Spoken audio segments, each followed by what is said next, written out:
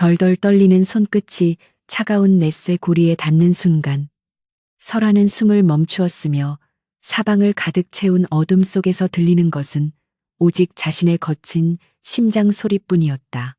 무거운 뒤주 뚜껑을 들어 올리자 끼익 하는 날카로운 소리가 적막한 새벽 공기를 갈랐고 그 소리는 마치 잠든 시어머니의 귀를 찌르는 화살처럼 날카롭게 느껴져 그녀의 귀를 등줄기에 식은땀이 흘러내렸다.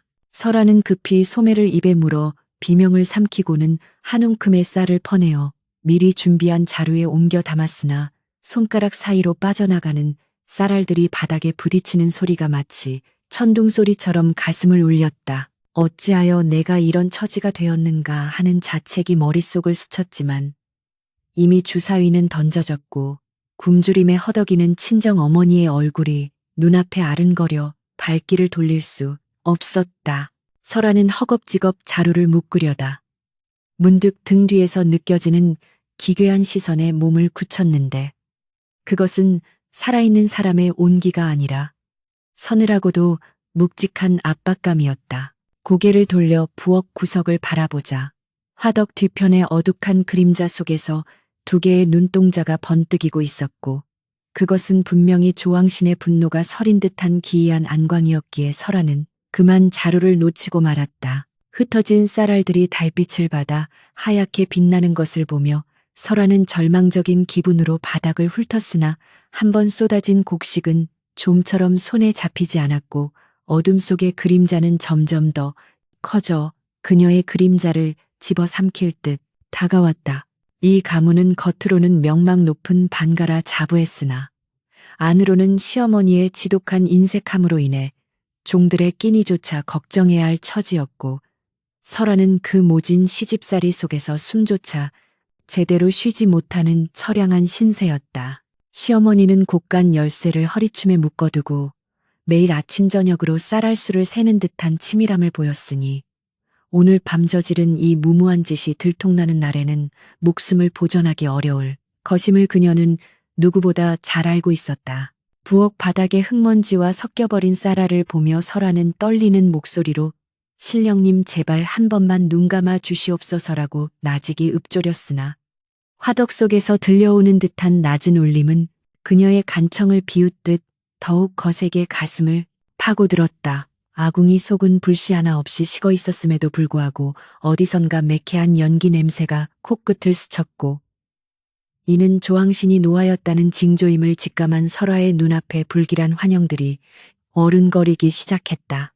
며칠 전부터 마을 노인들이 수군거리던 부엌신의 저주 이야기가 떠올랐는데 그것은 부정한 손길이 닿은 밥상은 가문을 멸하게 한다는 흉흉한 소문이었으나 설아는 당장에 배고픔과 효심에 눈이 멀어 그 경고를 무시했던 것이다. 겨우 정신을 차린 설아가 남은 쌀이라도 챙겨 일어서려 할 때 안방 쪽에서 헛기침 소리와 함께 문지방을 밟는 둔탁한 발소리가 들려왔고 그녀의 심장은 금방이라도 터질 듯이 요동치기 시작했다. 시어머니가 잠에서 깬 것이 분명했기에 설아는 급히 자루를 치마폭 밑에 숨기고 화덕 뒤 그림자 속으로 몸을 바짝 붙였으나 어둠 속에서 자신을 노려보던 그 눈동자가 이제는 자신의 발목을 붙잡는 듯한 착각에 빠졌다.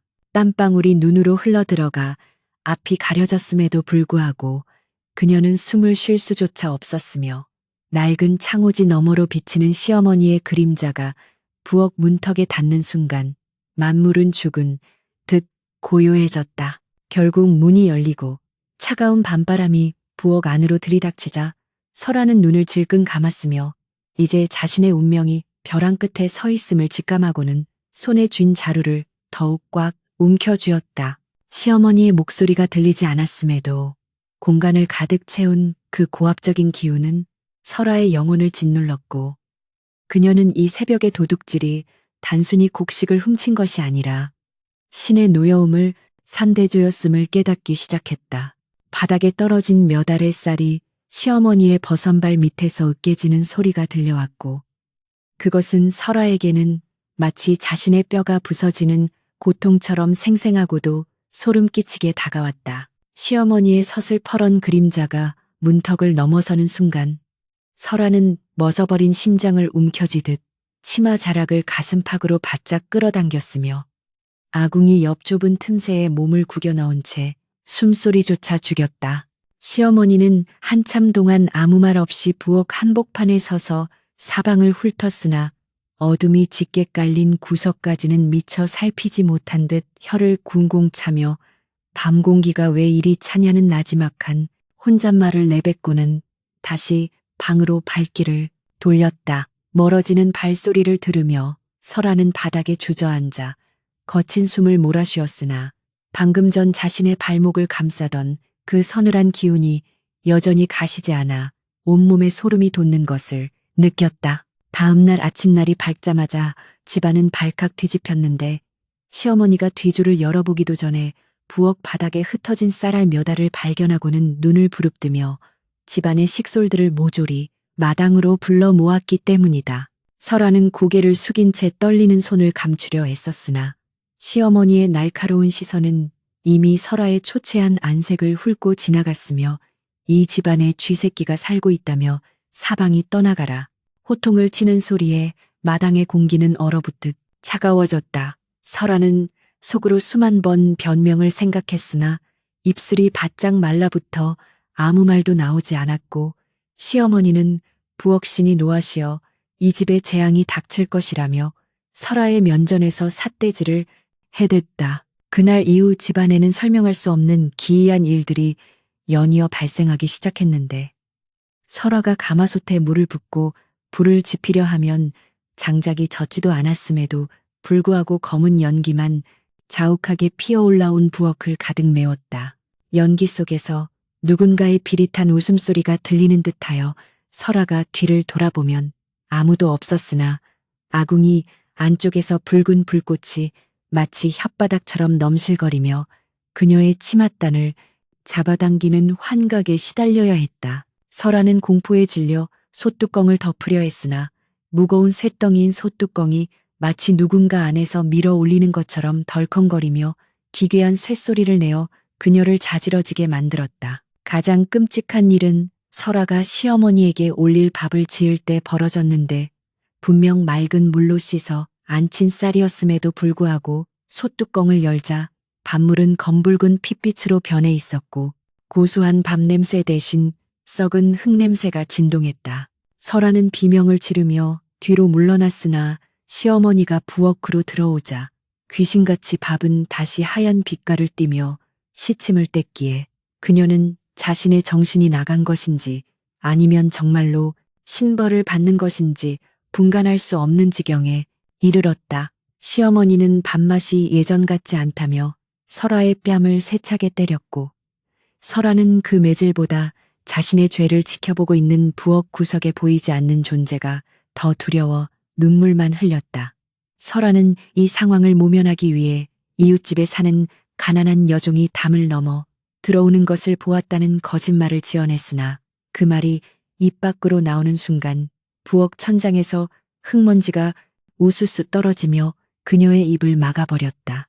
거짓은 또 다른 거짓을 낳았고 설아는 불안감을 떨치기 위해 밤마다 정한수를 떠놓고 빌었으나 물그릇 속에는 자신의 얼굴 대신 흉측하게 일그러진 조왕신의 형상이 비쳐 그녀를 기겁하게 했다. 집안의 가축들도 밤마다 울부짖으며 날뛰기 시작했고 시어머니의 의심은 이제 확신으로 변하여 설아의 방을 샅샅이 뒤지기 시작했으니 그녀가 숨겨둔 쌀 자루가 발견되는 것은 이제 시간 문제였다. 밤이 깊어지자 설아는 환청에 시달리기 시작했는데 부엌 바닥 밑에서 여인의 가느다란 통곡 소리가 들려오고 화덕의 불길은 아무런 연료 없이도 시퍼렇게 타올라 천장까지 닿을 듯 기세를 떨쳤다. 설아는 그것이 자신이 훔친 쌀알 하나하나가 원한이 되어 돌아오는 것이라 생각하며 방구석에 몸을 웅크렸으나 벽 너머에서 들려오는 긁는 소리는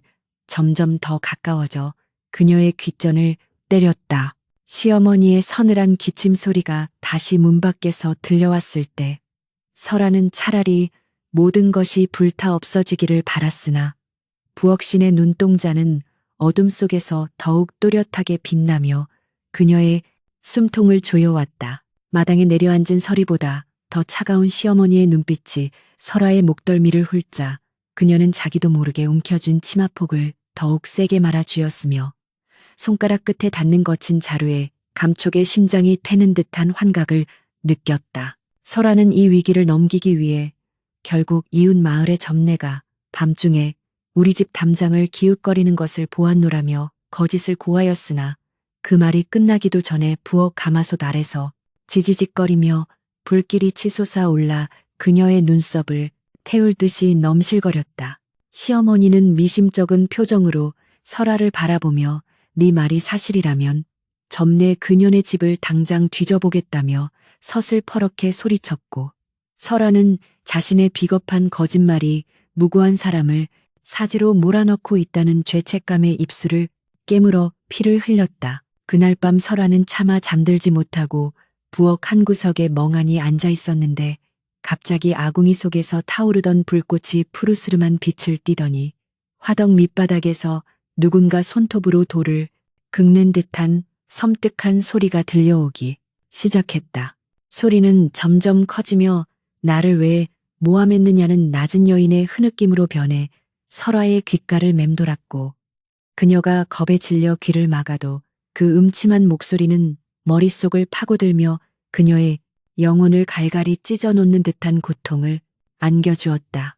설아는 이것이 환청이라 스스로를 달래보았으나 부엌 벽면에 비친 자신의 그림자가 스스로 움직여 자신의 목을 조르는 형상을 목격하자 비명도 지르지 못한 채 바닥을 뒹굴며 고통스럽게 헐떡였다. 거짓의 대가는 여기서 그치지 않았으니 다음날 아침 설아가 밥을 짓기 위해 쌀을 씻으려 소반을 들자 그 위에는 하얀 쌀알 대신 수천 마리의 구더기가 꿈틀거리며 기어다니고 있었고 설아는 경악하며 소반을 내팽개쳤다. 하지만 시어머니가 소란스러운 소리에 부엌으로 달려와 바닥을 보았을 때는 오직 깨끗한 쌀알들만이 흩어져 있을 뿐이었기에 시어머니는 설아가 이제 미쳐서 가문을 망치려 한다며 몽둥이를 들어 그녀의 등을 사정없이 내리쳤다. 설아는 매를 맞으면서도 바닥의 쌀알들이 자신을 비웃으며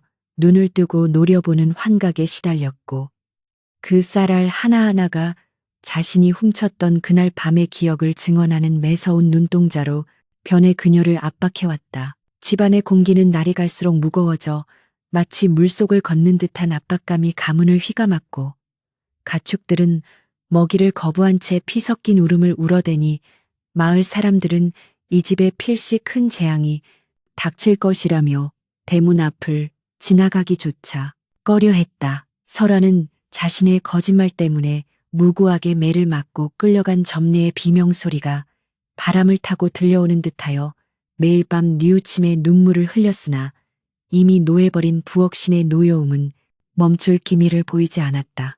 아궁이의 불길은 이제 설아가 근처에만 가도 짐승처럼 으르렁거렸으며 그 불길 속에서는 이 집안에서 억울하게 죽어간 옛 여인들의 원혼이 형체를 갖추어 설아에게 손을 뻗는 광경이 펼쳐지기에 이르렀다. 설아는 결국 견디지 못하고 모든 것을 자백하려 했으나 입을 열 때마다 목구멍에 뜨거운 모래가 가득 차오르는 듯한 통증이 느껴져 목소리가 나오지 않았고 이는 부엌신이 그녀에게 허락한 마지막 침묵의 형벌인 듯했다. 시어머니는 이제 무당을 불러 대대적인 구판을 벌여 집안의 부정을 씻어내겠다며 서둘렀고 설아는 그 구판이 벌어지는 날이 자신의 치부가 만천하에 드러나는 심판의 날이 될 것임을 직감하고 몸을 떨었다. 밤마다 화덕 밑에서 들려오던 통곡 소리는 이제 거대한 통곡의 바다가 되어 집 전체를 집어삼킬 듯 일렁였고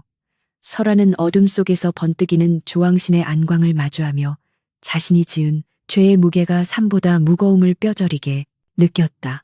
마당 한복판에 거대한 구판이 벌어지고 무당의 날카로운 방울소리가 허공을 가르자 설아는 숨이 막히는 압박감에 가슴을 쥐어뜯으며 부엌 문턱에 주저앉았고 시어머니의 서슬 퍼런 눈빛은 무당의 칼끝보다 더 예리하게 설아의 심장을 겨누고 있었다. 무당이 신들린 듯 춤을 추며 작두 위로 발을 올리는 순간 갑자기 평온하던 하늘에서 마른 번개가 내리쳤고 부엌 아궁이에서는 시커먼 연기가 폭포수처럼 쏟아져 나와 순식간에 온 집안을 자욱한 어둠 속으로 몰아넣었다. 설아는 연기 속에서 거대한 형체의 환영을 보았는데 그것은 머리에 솥뚜껑을 쓰고 온몸이 붉은 화염으로 뒤덮인 조왕신이었으며 그 신격은 노호하는 목소리로 이 집의 부정한 쌀을 탐하고 남을 모함한 자가 누구냐며 천둥 같은 호통을 내질렀다. 무당은 거품을 물며 쓰러졌고 시어머니가 경악하여 비명을 지르는 찰나 설아의 치마 밑에 숨겨두었던 자루가 스스로 꿈틀거리며 튀어나와 마당 한복판에서 터졌으나 그 안에서 쏟아진 것은 곡식이 아니라 시커멓게 타버린 잿더미와 썩은 뼈 조각들이었다. 설아는 공포에 질려 바닥을 기며 살려달라 애원했으나 입을 열 때마다 자신의 목소리가 아닌 수십 명의 원혼이 섞인 듯한 기괴한 비명이 터져 나왔고 시어머니는 그 광경을 보며 네가 정령 귀신에게 홀려 집안을 도륙내려 했느냐며 몽둥이를 휘둘렀다. 하지만 몽둥이가 설아의 몸에 닿기도 전에 아궁이에서 뿜어져 나온 불길이 시어머니와 설아 사이를 가로막으며 거대한 불의 장벽을 만들었고 그 불길 속에서 점례의 환영이 나타나 설아의 목을 조르는 듯한 손짓을 보냈다. 설아는 타들어가는 열기 속에서 자신의 살이 타는 냄새를 맡으며 이것이 지옥의 형벌인가 하는 절망에 빠졌으나 조왕신의 안광이 자신의 영혼 깊숙한 곳까지 꿰뚫어 보자 더 이상 숨길 곳이 없음을 깨닫고 피눈물을 흘리며 대성통곡하기 시작했다. 제가 그랬나이다. 친정의 굶주림을 참지 못해 곡간에 손을 대었고 매질이 두려워 죄 없는 사람을 모함했나이다. 라고 설아가 울부짖자 집안을 뒤흔들던 진동이 멈추었고 사방을 본일이야 메웠던 검은 연기가 서서히 걷히며 기괴한 정막이 찾아왔다. 시어머니는 넋이 나간 표정으로 설아가 자백하는 모든 죄상을 듣고 있었으며 그녀의 손에 들린 몽둥이는 힘없이 바닥으로 떨어졌고 마당에 흩어진 잿더미들은 설아의 참회에 반응하듯 찬바람에 날려 허공으로 흩어졌다. 조왕신은 마지막으로 설아의 눈앞에 나타나 거짓의 혀는 불길로 다스릴 것이요 탐욕의 손은 재로 씻어낼 것이니 너의 진심이 이 집안의 업을 닦을 수 있겠느냐는 준엄한 물음을 던졌고 설아는 머리를 바닥에 묻으며 목숨이 붙어있는 한 속죄하며 살겠노라 맹세했다. 무당은 정신을 차리자마자 보찜을 싸서 도망치듯 집을 나갔고 마을 사람들은 담장 너머로 이 기괴한 광경을 지켜보며 천벌이 내린 가문이라 수군거렸으나 설아는 오직 자신의 죄를 마주한 채 타버린 아궁이 앞에 엎드려